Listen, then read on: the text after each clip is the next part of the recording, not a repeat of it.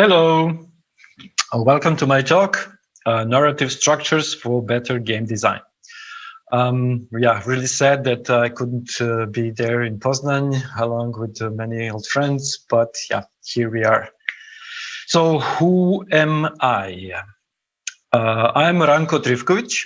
I often go by Grandpa Tiger, and I come from backgrounds of game design and writing. I was a game journalist and a novelist and a creative writing teacher, but also I was a game designer and game producer.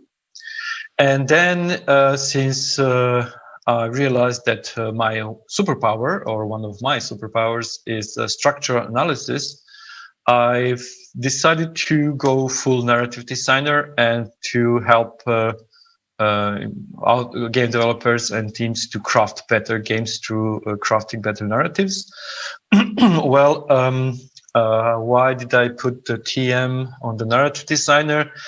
Because it seems that nowadays game writers who are very underappreciated in the gaming industry, I'm not going to say it's their fault or not, but it seems that a lot of people nowadays go by narrative designer when they mean game writers. So basically, yeah, I'm a narrative designer, or nowadays, as I try to go by narrative consultant, because most of my work comes from teaching writers how to make games, teaching game developers the principles of narratives, as well as provide trainings and consultations for solo developers and developer studios. Also, my marketing manager will kill me if I don't mention that Grandpa's Narrative Design is part of the Red Viking Game Studio, where we deal with mostly narrative games, but also edutainment titles. Another thing, stay tuned, because in the Q&A session, I'll be handing out keys, 6-month keys for Artisy Draft. It's a very cool mapping and narrative design tool, basically like a visual database. And it's really helpful for narrative design structures and maps in particular. So with that said, let's get down to business. So first of all, I would like to discuss what is writing for a game versus writing a game. What's the difference and why is it important? I mean, the difference is quite subtle, but it's there and it matters. So typical example of writing a game is not limited only to these genres like game books, interactive fiction, visual novels, or adventure games. And I mean adventure games as a genre, like point and click games. But it's also stands right for all the games where narrative elements are laid out first, with gameplay coming second. Or in some cases, like with these genres, reading is the gameplay, is a part of the gameplay. So for example, if the player reads and then makes some choices or makes some decisions based on what they've read, or I don't know, do some puzzles or exploration, that's basically what I mean by writing a game. And these games, these narrative games, are anchored, so to speak, to the theme and plot continuum. So in essence, the theme of the narrative and how it translates into a plot is what creates the immersion, what creates the basics of the game, because it's about what do you want to say, what do you want to express. We play these kind of games for their story. We enjoy them for their story primarily. Compared to that, writing for a game is usually what game writers are invited for, because the first association when you say I'm writing for a game is like a fluff, like, okay, I do all kind of textual design for the game. So it's like providing a lore, or I don't know, some encyclopedia or some quest descriptions. Maybe it's a copy for games, like descriptions that are presented in a form of text, or item descriptions, spell descriptions, etc. And it's often separated from the game design, like completely. So in the pipeline, writers usually write without knowing the context of the game or the exact context where each element will appear in the game. But also game designers, like, they create game design elements, and then they just see that there will be some text there. So yeah, some call it fluff because it's like doesn't matter that much, but mostly because it's something like, extra coming on after the game design decisions. But sadly, yeah, most of the time it's something that is a second grade, in sense that it's not as important as warranting hiring of like a full expert. So like anyone who can write can fill these roles. I also noticed that I did a blasphemous thing here. I put dialogues as a fluff, which is not where I would like it to be, as it's a very important aspect. But sadly, it's usually produced without firm connection to the game design, and it's treated like fluff. To me personally, dialogues are part of the characters as a narrative element, and that's very important. After all, we connect to the story and the game through the characters, and memorable characters are surely important, and they can engage the audiences. And dialogues are basically characters, interaction between characters in play, among other things, of course. So yeah, they're not only, dialogues are not only there to provide characterization, they're also there to move the story forward, to provide the information. So yeah, they're sadly quite often very neglected in a game design process or game development process. So writing for a game is when game design elements are primary, and the narrative is there because we are human beings. We are creatures of story. We perceive ourselves as the main characters in our story. So when there is a character involved in some action, from our perspective, it's either a story or a beginning of a story. But also, this leads a lot of game developers, especially the producers, to think that characters can be torn out of the narrative context, that characters are sufficient as a narrative element. And I've seen many game devs showcasing their characters, like, okay, this is what we draw, what do you think? And it's really hard to give any feedback because we don't know what's the context of this character, what's the story. So characters are important, and they can even be the cardinal element in the story, but alone they're not enough to provide for a narrative context.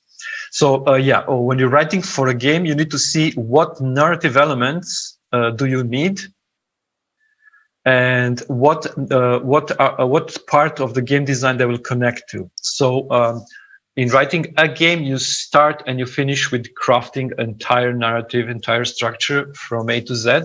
And in writing for a game, you can pick, like, do you want to craft a theme and plot for this game, or do you need only characters crafted for the game? Of course, in the context of some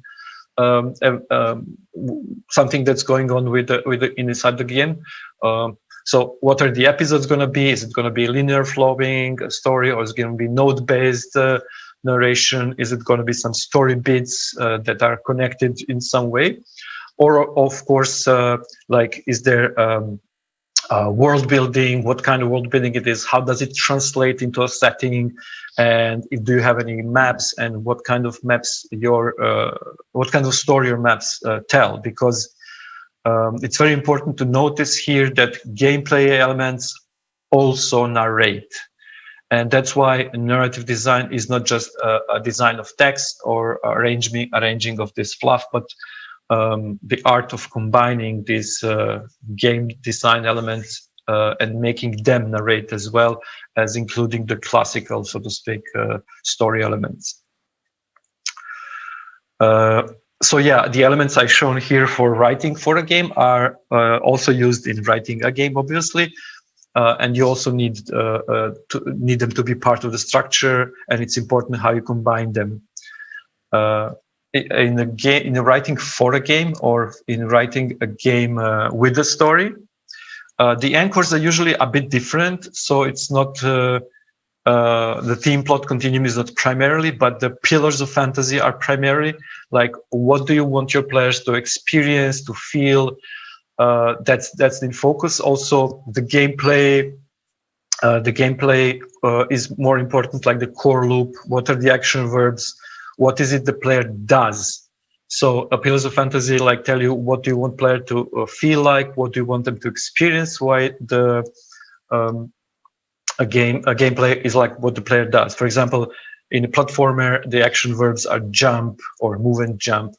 And I call these anchors because I would suggest that you use them as a compass, like as a pointers. Like you can get a lot of questions answered, a lot of questions about both narrative design and the game design. If you look back to these anchors and for example, if you ask yourself, does this character fit my game? Is this level well designed? Do we need the text or not? I always suggest to go back to the anchors and see how this new element fits between your end goals. So why the structures? Because structure matters. It defines how the individual elements are connected, and it gives the synergy to the game and story continuum. It creates something that's more than a mere sum of its parts. I mean, obviously, graphite and diamonds made of same elements, the carbon, but how they're arranged gives them different properties and creates different, even different colors and everything else. So a good structure will add immense value to each individually crafted element, be it a game design element or the narrative element.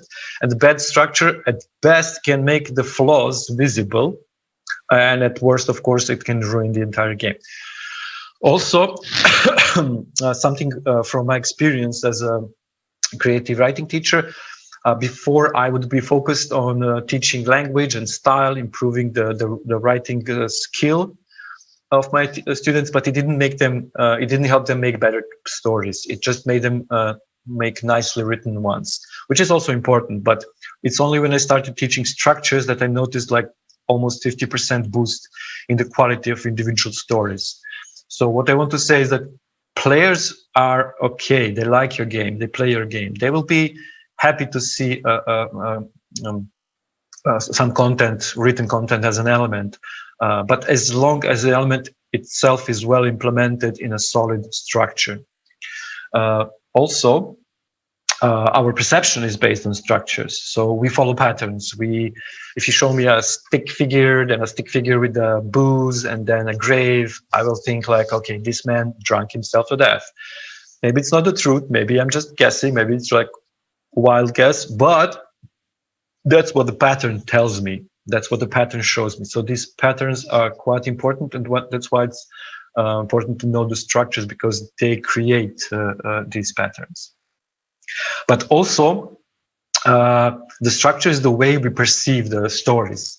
And that's why Aristotle's 3-point or 5-point or whatever you want structure is still valid after like the thousands of years. The essence of a story is change. And for the change to make sense, we need to see how the elements interact, how are they arranged. The structure, especially in interactive, nonlinear stories, is very important, because if player picks little story beats and little story nodes and then reads on, plays on, combines the gameplay experience with the narrative experience, that's when they can start creating the pattern in their mind. And that's when they'll start thinking that, okay, this is not just a sequence of random fluff texts. It's just, it creates a story.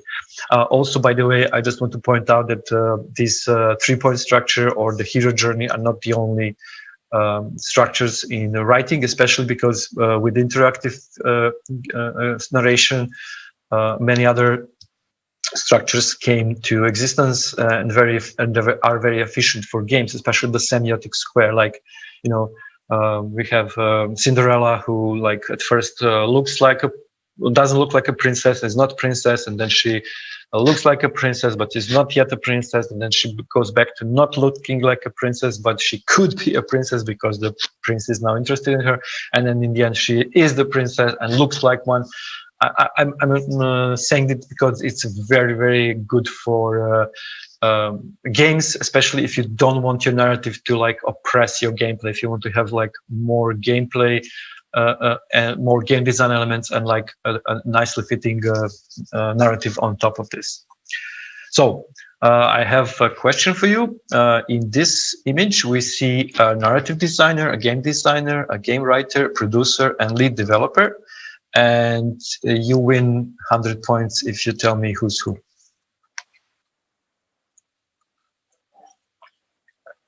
So the main problem which comes with narratives and game design is that they're usually quite separated in the pipeline.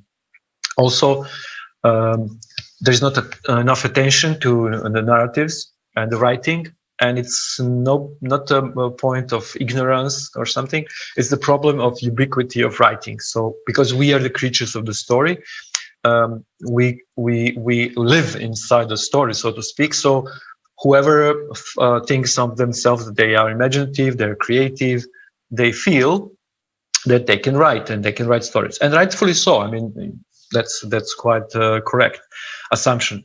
It's just that the more we go in a non-linearity and interactivity, then that's where the more in-depth narrative skills are necessary, but they're again not seen as something that important. So keeping track of the structures, I think, is not only important for writers and narrative designers, but also it can allow a better synergy between narrative and the game elements. And I will explain it to examples of 3 different games and how their structures were related to game design, and of course how I failed miserably when I tried to do it first time. So speaking of structures and maps, it's not easy to keep tabs on the narrative and game design. It's not even easy for a single author to keep track, because usually the narrative is novel-sized or bigger. We are talking about hundreds of thousands of words. Plus, there is more complications when it's connected to the game and the flow of the game. And then you have to keep track of a lot of things. And of course, that's why maps are important, not only to avoid terms for the same 3-act structure. So narrative structures basically tell us the order in which the story is told. And that's very important because in a linear classical storytelling, the 3-point structure can give you a headache, but it's basically something we're all familiar with. And there's always like, the good old rising action, the peak of the drama, and the falling action, or some variations of thereof. But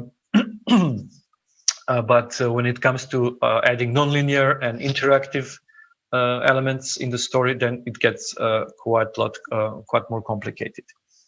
So basically, I mean, if we look at these 2 maps, they represent how the visual novel structures are formed. For example, the left one is about how, for example, the narrative-based visual novels are created, where the narrative stays this, where the player player's actions decide what kind of narrative there's going to be. So players' actions influence the outcome of the story. And to the right is, I call them character-based, where the events of the stories remain the same, and the character displays different attitudes or opinions, or person that develops some skills or something. And then ultimately the decisions are to where the story will go depend on what the character is like. So how will they behave in some moment of dramatic change. So in theory, this looks fairly simple, but keep in mind that this is just like the simplest example of the graph. I mean, the red one is displaying like what's the common route of the story, what will always be the same. And then we have these sort of threads which represent some choices that are branching, but they're not story changing. So for example, in visual novels, there can be a lot of threads that affect the game flow and the episode layout, but they don't really change the story arc. They just sort of meander or move player here and there, but they keep the events of the narrative inside this main story or common route. And that's why this doesn't represent the actual episodes of the story. It just represents how the story changes and when the story changes. That's why we have this red line, and then branch 1, 2, 3, different colored, depends on how the story dramatically changes from the core loop. So when the player plays through, they can reach it's like 6 different endings, 2 per branch, but they will always play the same main route. This is a bit more complex, because when it comes to episode structures, that it can get really wild, in sense that this structure is like keeping flow of the episodes from one episode to the other. And you can see the red, green, and yellow pills, and they sort of represent, the ending. Like, okay, this is the bad ending. The green is the good ending, and the yellow is like ending, not really fun. So yeah, when it comes to the episodes, it's really important to keep track of what episodes combine, what episodes are part of the same cluster. Like in here, it's color coded by this purple, orange, light blue, beige colors. So yeah, if you decide to go keeping track of the game flow, it can be, but it doesn't have to be connected to the episodes, because within each of these squares representing episodes, we can have different levels or different locations. So, for example, here is like a more close-up view of something that could be a game flow map, and it's not something that represents the core loop in algorithmic fashion. So this is like more like, okay, how the player moves through the game, and it can represent locations or game areas, but it can also represent the areas of the story. And it's very important and very good for mapping adventure games or the narrative games where the plot structure is highly interactive. So in fact, when the player encounters a collage of different situations, and then slowly it becomes a coherent narrative in players' minds as they piece together the elements of the story.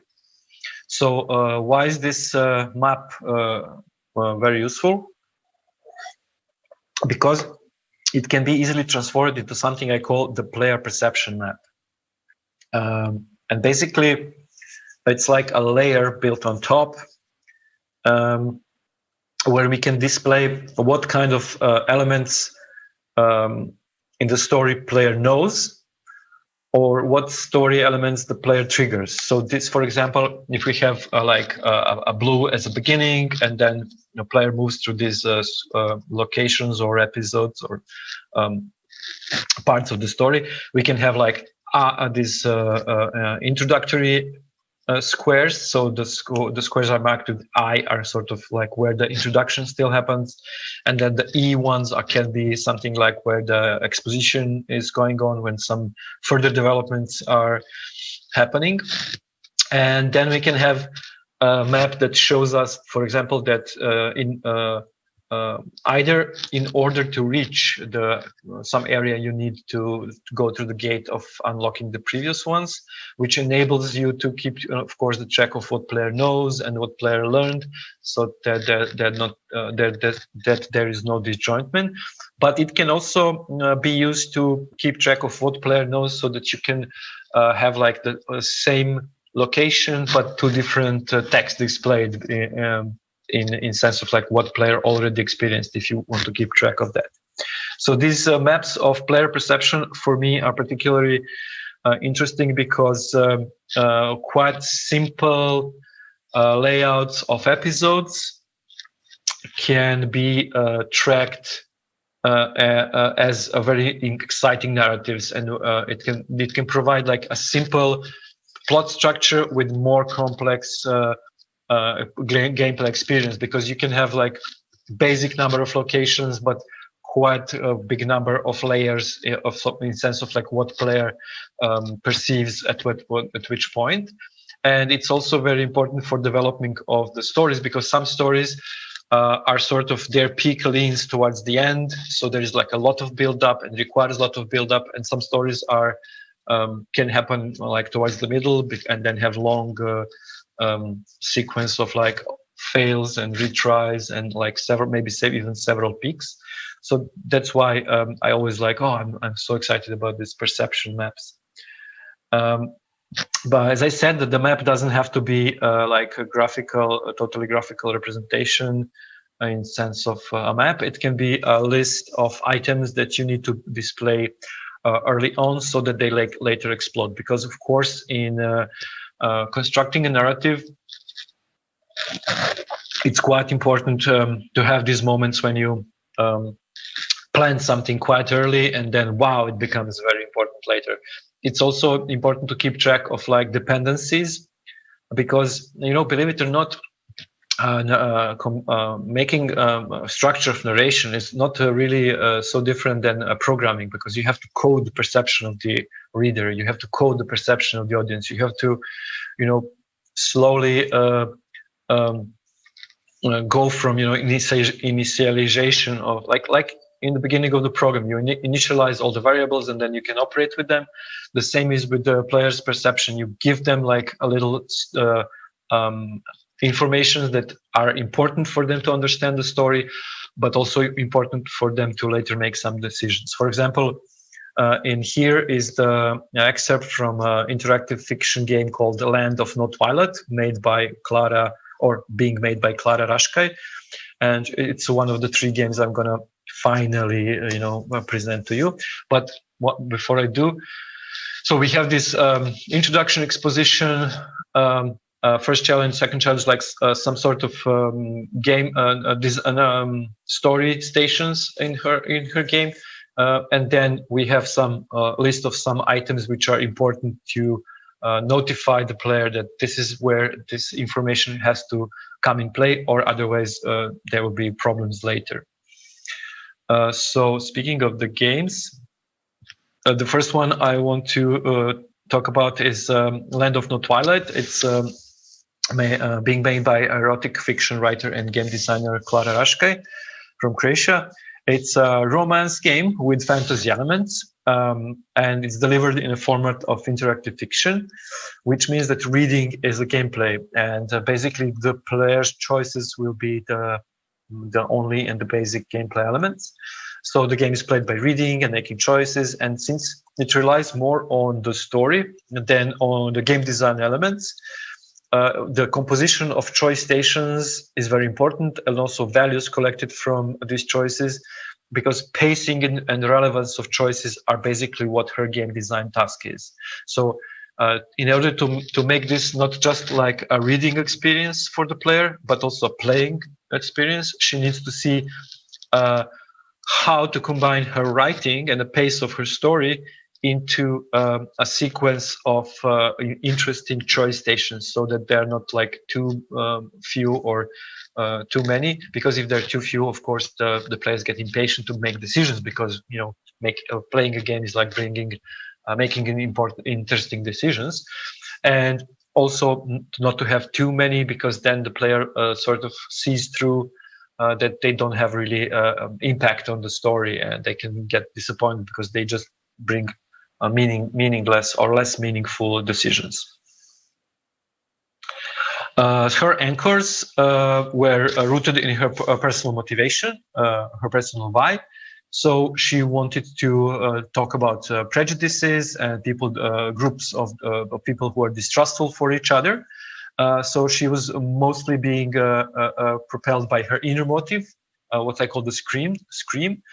Then she came to the front theme, like old versus young, the wisdom of old versus the impatience of the young, and the deeper theme, like something that player actually discovers while reading, while playing in front with this front theme.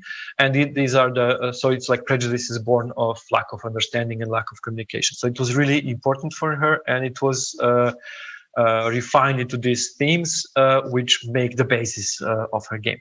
So the plot is quite simple in the sense that there's a young upstart girl, and she's not happy with the current kings of her realm. They have like two co-rulers, Sun King and the Moon King, and she wants to challenge them both to a ritualistic challenge that will test her ability and skill and wits, and the outcomes are varied, of course, with romance options to date one or both kings. So the main challenge here for her was to tell a coherent story with different outcomes while preserving the integrity of the theme and plot in each of the branches, as well as to craft meaningful choices that will, create a gameplay elements for her. Of course, her story is not set in a typical fantasy kingdom. It's like the people are day people or night people. They are plants. They have this sort of plant-like qualities. So it adds another layer of narrative that she needs to explain to the players, and to sort of also use these differences to play with. So common mistake in this kind of games is like to harass the player with either uninformed or irrelevant choices, or to preserve the illusion that there is some action because you're making decisions. So for this game, I was a narrative design teacher and writing coach, and yeah, it's still under construction. Second game I want to present is Let Bions Be Bygones by Djordje Markovic. He's doing game development as a part of Bohemian Pulp, which is like a sort of solo developer studio. Like, he's not entirely one-man show, but he's bootstrapped and he's a solo endeavor. You can find him on Patreon as well. So he wanted to, I was also game design consultant for this one and narrative design teacher. This is what the game looks like currently. And as you can see, it's very cool pixel art. It was inspired by LucasArts games. And he decided not to have any inventory puzzles. So it's like it plays like a point-and-click adventure with where you click, your avatar moves. But the focus is on narrative, and the action progresses through the narrative choices. The main challenge here was that his game didn't have any strong theme. He was more reliant on the plot. Like, he wanted stuff to happen. He wanted cool stuff implemented. But then the plot was all over the place. He didn't have any clear ideas where it has to go. So the problem was that the elements he crafted, locations he invented, episodes and characters were quite disjointed. They didn't tell a coherent story, and also he didn't have any planning of the structure. And it's really bad, because when you don't plan the structure of a story, then you can accidentally tell a story you don't really want. And I don't want to go into details with this, but it does happen even to the best of writers if they don't really carefully plan out things, that they think they're delivering one story and it's completely different. So the story is important, and the structure of the story is important because it does lead to players' perception. It does ensure that you can deliver the message and the idea that you want clearly and exactly and precisely. So it's a futuristic noir story with click and point gameplay and a strong narrative focus. And his anchors were quite vague and not really fixed in either the theme or the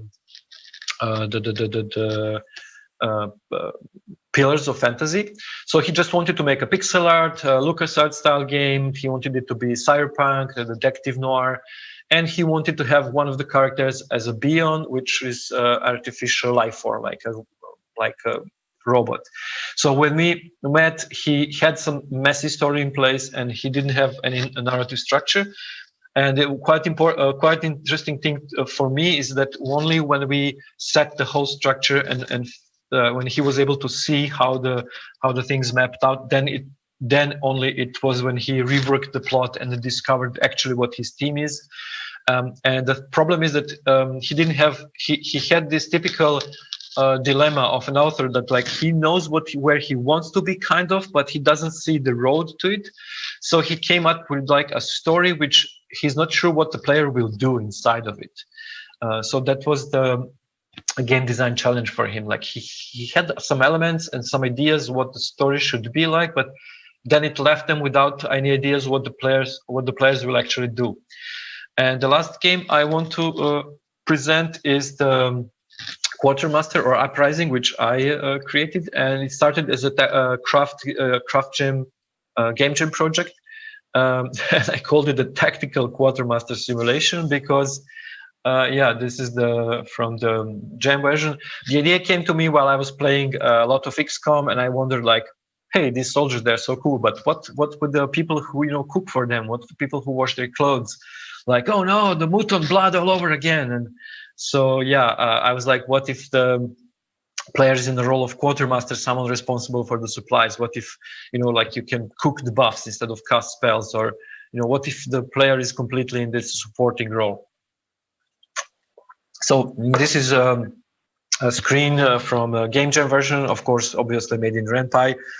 And so I made it in such a way that player has control over the game and over his squad, as long as the morale is not disaster, and the morale, of course, heavily influenced by hunger. So if he keeps everyone fed, then they keep fighting, then keep moving, and of course, if the player cannot feed them, then they slowly desert and run away.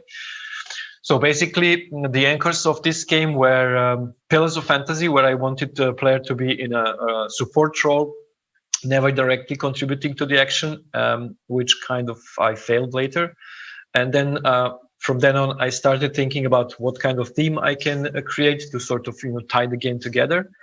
And then I came up with like a new version titled Uprising, where the player will be in charge of like totally incompetent rebels, rebels who are like whining that they don't have enough gluten-free food on this trip or something like that. So my theme was like, okay, heroes are not those who die, but those who keep us still alive.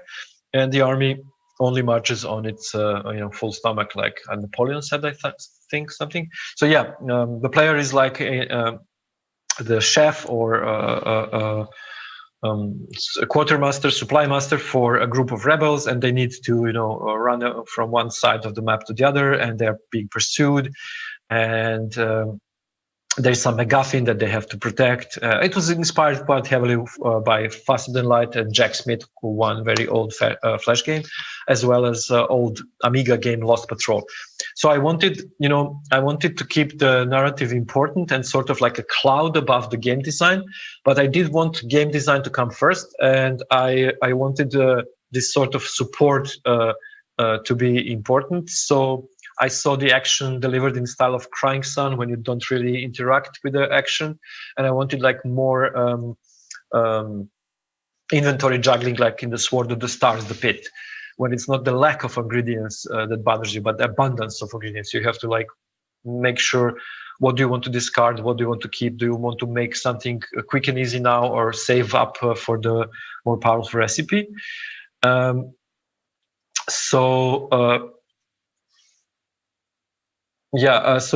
failed that, but let me first tell you about Let Bions Be Bygones. So this is the story timeline. As you can see, it's very linear, very fixed. This is the what happens, what goes on in the story. So he has a robot girl, or some biological robot, Bion. She escapes from some rich place above and joins the Pit, the dark and noir area, and then she goes to Inferno, some party, some club in this down under city, and then she runs away, disappears. And then Lady D from the nobility, she hires this detective Cooper, that's the player, and then he starts investigation. She's hijacked and sold at the black market. He doesn't know that. He's just bungling around, then gets drugged, doesn't progress at all. In the meantime, she's abused in some VIP, very decadent show, where she, goes crazy, kills everyone, then runs away to the preacher, and she passes out there. And then detective discovers the massacre, learns about her being dismantled.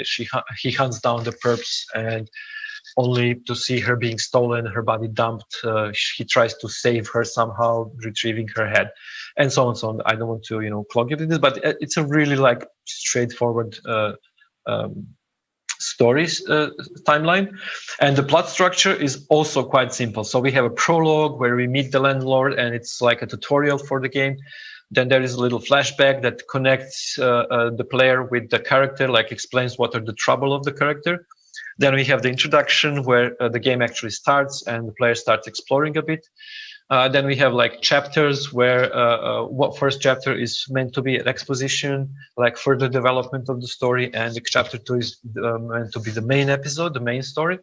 So in chapter 1, the player is tracking Lucy's movements, checking out where she went, trying to patch the clues together. Then he's introduced to a list of suspects, he's gathering clues, and then there's more flashback to propel like his own personal story. And in the chapter 2, there's a pace up, picks up a bit when he's racing to save the girl, fails, and then the whole race sort of calms before the storm in the third chapter.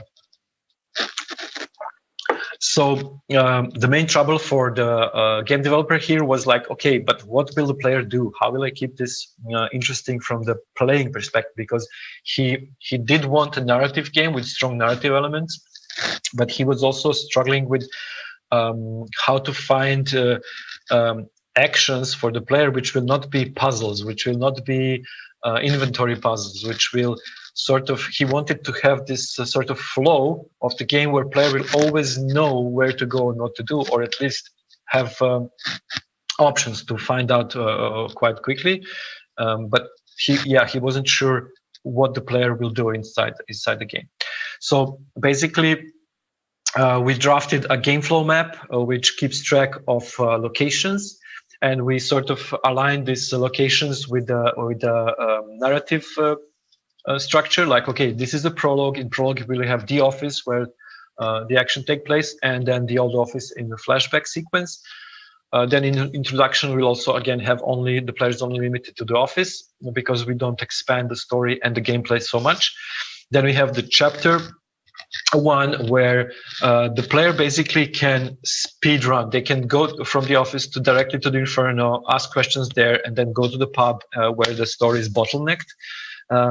Because of course he wanted to have some sort of control over the story and over the narrative, so not to let the player like reach the final, the ultimate levels immediately, of course. But so in order to have this kind of more in-depth gameplay, we decided to create more locations and to seed these locations not with puzzles, but with scenes, like with little interactions that the player can do. And these interactions combine like some choices presented like in an interactive fiction, but also some little inventory, like take a bowl of soup, give it to Granny, or take the gun, drop the gun. So the inventory is limited because we didn't want to make puzzles. So the game flow doesn't stop the events of the story. The player can choose either to visit all and explore the all, or to slowly move towards the part of the game where the story will continue. And you can say like, okay, so what's the big deal? I mean, this is quite obvious, but when the creator starts creating, especially if they don't have a clarity about what they want to achieve, these things are not easy to see. I mean, when you display it like this, it's like, okay, obvious, it's clear and obvious. But when you're making a story and you're making a game, quite a lot of stuff is simply you're like scuba diving through the river, murky river water. You don't see what's what. So basically, we wanted to have the chance for player to customize their own story and experience, to really explore, but also to have the chance to find further story and go on. It's almost completely the reversed in the Uprising example. because the player basically has to, it's a small game where player has to reach from one top to the other. And here, the narrative relies on unifying themes. So the story is not linearly connected. It's each cell of this map tells a little bit of a story, which is like repeated all over the place. So basically, the blue dots represents what happens if player follows the route directly to the end, and stories that appear in this blue line are unified with a theme. So it's like mostly about the rebels complaining and complaining about their life, or how difficult it is to rise up in Uprising, or how difficult it is to survive. And because the gameplay verbs, the action verbs that I wanted to use were forage, cook, fry, eat raw, feed. So I wanted to be a strong interaction between verbs of the game design and the events to create a more emergent feel of the narrative. So there's no linear story. The blue dots are not representing one story arc, but like a group of little interactions and little dialogues that feed into this theme and into this idea. So the green ones are a little bit more radical, like more radical events can happen, but again in the same theme. The yellow one, the orange ones represent like an introductory events, and the red dots are like extreme versions of the narrative. And so yeah, I hoped to create this game design first approach where the narrative will like come on top. And it didn't work exactly, because as a narrative, it worked well because I had this unifying theme which held it strong together. But the gameplay, it turned out I do need to learn more about game design, or at least redesign this game. Namely, I couldn't really make the player's action be reasonably limited to only cooking and support words. But I was forced to add the classical tactical options like move, scout, attack, and then the outcome, because the player is not in the role of a hero, the outcome is not in the player's hands. So the player will order for attack to commence, but they will not command it. They will not have any influence on it, except, you know, like in a way that wasn't clear for the player how is it connected. So basically, I didn't want to give up on the narrative part. I didn't want it to be just fluff, but in essence, I had to rework the core loop to make it both more connected to the narrative and also to correspond to the pillars of the game, because I didn't want for player to be a hero or like a demi-hero. I really want to put him in a support. And did it work? Well, stay tuned because it's still work in progress, but I have some, I've come with some ideas and solutions how to make the player sort of decide where and what's gonna happen with the action part by crafting and cooking appropriate stuff. But yeah, it's still raw. What's important to take here is that starting from narrative, I created a game design idea, which then get coated in the narrative. Then the narrative became very interesting and important, and then it gave rise to, okay, this is not going to work because I'm not being true to either the pillars of the game or the theme. And it helped me like, okay, scrap this. I don't want to continue working in this action tactical part, because then I will move away too far from the pillar of the game. So I had to like, okay, sit back and do it again, which I wouldn't be able to notice if I was just taking a feedback from players, because players liked it. They're like, okay, I can do this, I can do that, and it made sense to them. But it didn't sense to me as an author. I didn't want this actually to happen. And compared to the previous games, we have a game flow of Land of No Twilight, and it seems quite simple. As you see, mostly like linear stuff happening like one after the other, and then if we see the plot, it's quite simple and quite similar. Like, okay, the story follows the plot structure, but she wanted to have 6 different endings, basically 2 are win or lose, and 3 are determined like who do you end up with in romantic sense. And basically she had a lot of story and little gameplay. So basically we decided to make the episode structure apparent and see, okay, what kind of episodes do we have for each plot structure. So we have a plot structure of prologue, beginning, exposition, the main episodes, peak of drama, and endings.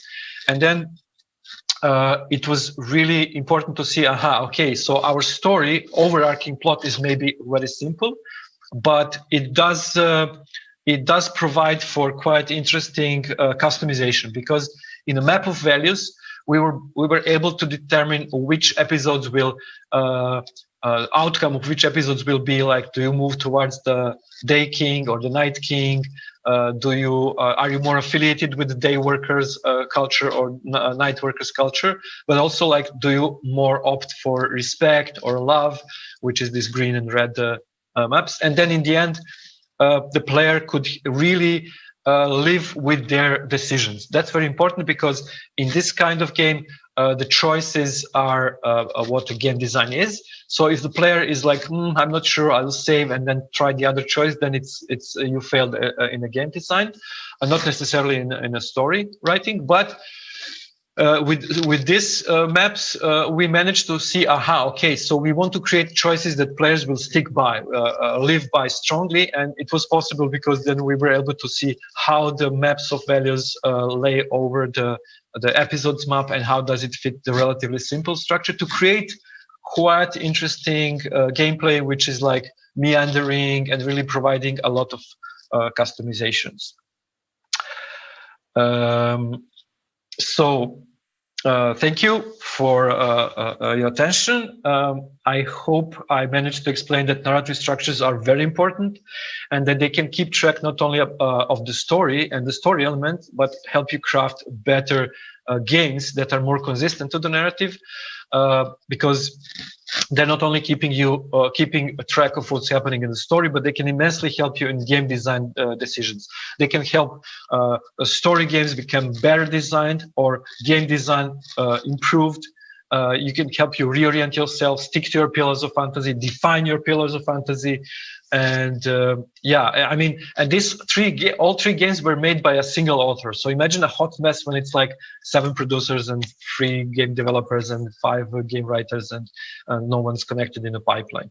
So thank you.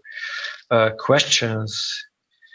How to deal with long narrative storytelling in live service games? Assumption that has a set ending. With the long narrative in live service games, it shouldn't be about the plot, because as you see, the plots are like a fixed thing, and it's something that is has to have the ending. And if you produce another and another and another, you get into this trap of making a TV show that's like going endlessly. So for live service games, I would stick with themes. And I think most of the live service games sort of gets this right, because they have this like seasonal themed content. It doesn't have to be seasonal in the sense of like, oh, let's make a Halloween episode for our live service game, but it can be derived from strong themes that the gameplay or game design sets. What's the best app for case story for the game? Well, best app from my point of view is the one you feel most comfortable with. I suggest RTC because I really liked how the database is visualized, and how you can really make a lot of these crude maps quite sophisticated in it. But it's I think the most the one you feel most comfortable is the best. How to build a story about 2 heroes in the middle of the story? Which story template should we choose? How to build a story about 2 heroes that meet in the middle? Well, I would suggest you craft it as a regular story, like what's your plot, what's your theme, what do you want to say, and then create 2 independent arcs. It's just that the player doesn't encounter the arc after the start. It's that the player plays through first one arc, then the other arc, and then they meet in the middle, if I understood correctly. Because if you want player to experience both sides, then I would sort of make the game start from two starts and then meet in the middle, but they have to be unified with the further plot and the theme of a story. So what do you want to say? Yeah, okay. Okay.